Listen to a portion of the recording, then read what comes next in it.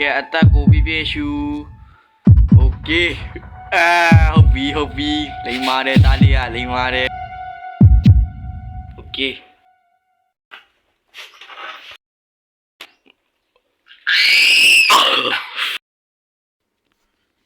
ဟာညီလေးဘလို့တော့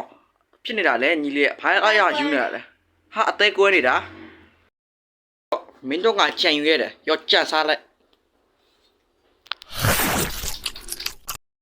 စားပြီးချွန်လာမို့ထားတော့မှကြောက်တာ I sorry babe don't wanna talk I need a moment for မင်းကပင်းနေဆိုင်ခေါ်ရမယ်လားရဲ့လက်ပေး okay ပေးတော့ရဲ့တငယ်ချင်းအသေးကွဲလို့တော့ဖေဟာ ဟုတ်လား ဟုတ်တယ်ဖေဟာ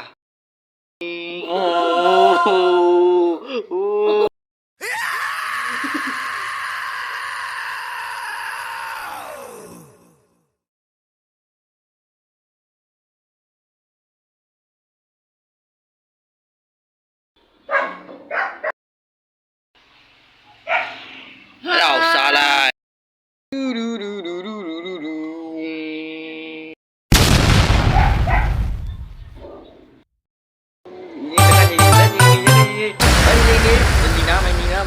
ညီနာမယ်